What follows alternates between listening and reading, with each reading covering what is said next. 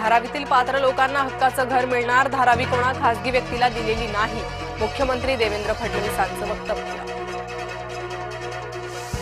भाजपाच्या फाजील आत्मविश्वासाचा नमुना समोर, लोकसंतापानंतर तुषार आपटे पायउतार. कुळगाव बदलापूर नगरपालिकेत तुषार आपटे.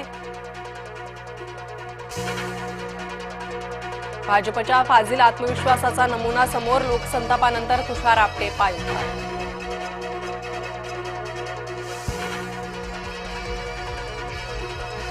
कुळगाव बदलापूर नगरपालिकेत तुषार आपटे स्वीकृत नगरसेवक. बदलापूर लैंगिक अत्याचार प्रकरणी आरोपी स्वीकृत नगरसेवक कसा, विरोधकांचा भाजपवर हल्लाबोल. नाशिक भाजपसमोर बंडखोरांचं आव्हान, भाजपनं उमेदवारी नाकारल्यानं शशिकांत जाधवांची बंडखोरी. ठाकरे बंधूंच्या सभेमुळे महायुतीच्या पायाखालची वाळू सरकली, अंबादास दानवेंसह खैरेंची महायुतीवर टीका. काही नेते पर्यटनासाठी नाशिकमध्ये आले होते, दादा भुसेंची ठाकरे बंधूंवर टीका. राष्ट्रवादीला जागा सुटली हीच मोठी खंत आहे, माजी मंत्र्यांचा मुलगा असल्यानं उमेदवारी, भाजपचे बंडखोर अपक्ष उमेदवार जितेंद्र मराठेंचे आरोप.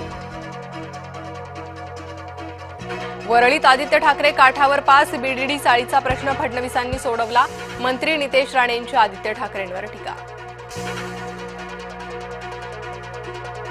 पुण्यात राष्ट्रवादीच्या संयुक्त जाहीरनाम्यात आश्वासनांची खैरात, पुणेकरांना मोफत मेट्रो, बस प्रवासाचं आश्वासन, कामांची अष्टसूत्री जाहीर. निवडून आले की अनेकांना कंठ फुटतात, मुख्यमंत्री देवेंद्र फडणवीसांचा अजित पवारांना टोला. मुंबई महाराष्ट्राची नाही, भाजपचे तमिळनाडूतील नेते अण्णामलाईनं तोडलं अकलेचे तारे, अण्णामलाईवर गुन्हा दाखल करून अटक करा, संजय राऊतांची मागणी. नाशिकनंतर आज संभाजीनगरात उद्धव ठाकरेंची तोफ धडाडणार, सभेपूर्वी रोड शोही होणार.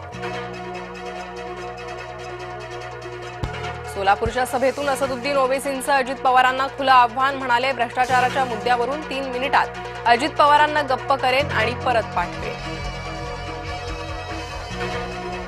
मीनाक्षी शिंदेंची ऑडिओ क्लिप व्हायरल, आगरी समाजावर आक्षेपार्ह वक्तव्य केल्याचा आरोप, तर एआय ऑडिओ असल्याचा मीनाक्षी शिंदेंचं प्रत्युत्तर. अजित पवारांनी दिशाभूल करू नये, अमरावतीतील गुंडगिरी थांबवायची असेल तर सत्तेतून बाहेर पडा, काँग्रेस नेत्या यशोमती ठाकूर यांचा पलटवार. एमआयएमसाठी भाजपसाठीच काम करतं, त्याचं प्रात्यक्षिक अकोटमध्ये दिसलं, काँग्रेस खासदार इम्रान प्रताप गढींचा हल्लाबोल. मंगेश काळोखे हत्या प्रकरणातील 11 आरोपींना न्यायालयीन कोठडी, आरोपींमध्ये मुख्य सूत्रधारांचाही समावेश. धुळ्यात देशी दारूसह तब्बल 30 लाखांचा मुद्देमाल जप्त, तिघांना अटक, धुळे पोलिसांची कारवाई. संसदेचं अर्थसंकल्पीय अधिवेशन 28 जानेवारीपासून, संसदीय कार्यमंत्री किरेन रिजिजू यांची माहिती.